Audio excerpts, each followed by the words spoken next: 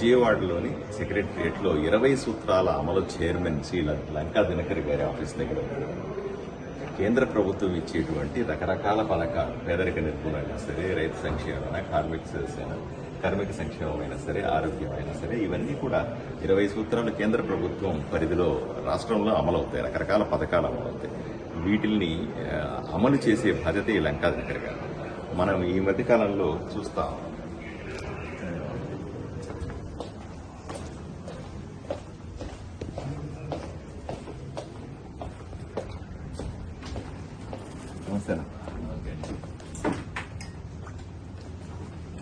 లంకా దినకర్ గారిని కలుస్తా ఉన్నాం. లంకా దినకర్ గారు ఆదోని నియోజకవర్గంలో పట్టణంలో 43 వార్డులు ఉన్నాయి. 43 వార్డుల్లో కూడాను ఎక్కడా కూడా కమ్యూనిటీ టాయిలెట్స్, మరుగుదొడ్లు లేకపోవడం చాలా ఇబ్బంది. ఈ మధ్య కాలంలో చాలా మంది మహిళలు వచ్చి ఆఫీస్కి వచ్చి మాకు మరుగుదొడ్లు ఎప్పుడు నిర్మిస్తారు అని అడుగుతా ఉన్నారు. అలాగే టౌన్ లో ఉన్నటువంటి 43 వార్డుల్లో కూడా ఇక్కడ సమస్య ఉంది. అక్కడ ఇక్కడ చిన్న చిన్న మరుగుదొడ్లు ఉన్నాయి, కానీ వాటి పూర్తి స్థాయిలో అందరికీ అందుబాటులో ఉండాల్సినటువంటి మరుగుదొడ్లు అందుబాటులో లేవు. గ్రామాల్లో మాకు 43 గ్రామాలు ఉన్నాయి. 43 గ్రామాల్లో కూడా మరుగుదొడ్లు లేవనే సమస్య పెద్దది కనబడతాం.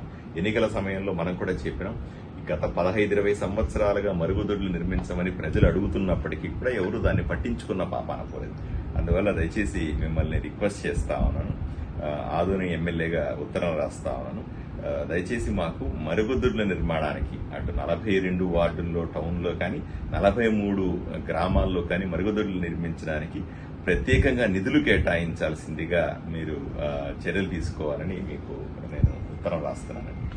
తప్పనిసరిగా అండి. ఏదైతే గౌరవ మున్సిపల్ శాఖ మంత్రి వారికి ఈ యొక్క మీ రిప్రజెంటేషన్ వారికి పంపిస్తాము. అలాగే ప్రధానమంత్రి నరేంద్ర మోడీ గారు స్వచ్ఛ భారత్లో భాగంగా ODF 100% సాధించాలనే స్ఫూర్తితోటి ప్రారంభించి సత్ఫలితాలు ఇచ్చినటువంటి కార్యక్రమం. ఆదోళనలో కూడా తప్పనిసరిగా అర్బన్లో అలాగే రూరల్లో మీరు ఏదైతే రిప్రజెంటేషన్ ఇచ్చారో దాన్ని అర్బన్కి సంబంధించి మున్సిపల్ శాఖ మంత్రికి, అలాగే రూరల్కి సంబంధించి పంచాయతీ శాఖ మంత్రి, ఉప ముఖ్యమంత్రి పవన్ కళ్యాణ్ గారికి ఇద్దరికి కూడా వారికి ఈ యొక్క రిప్రజెంటేషన్ పంపిస్తాము.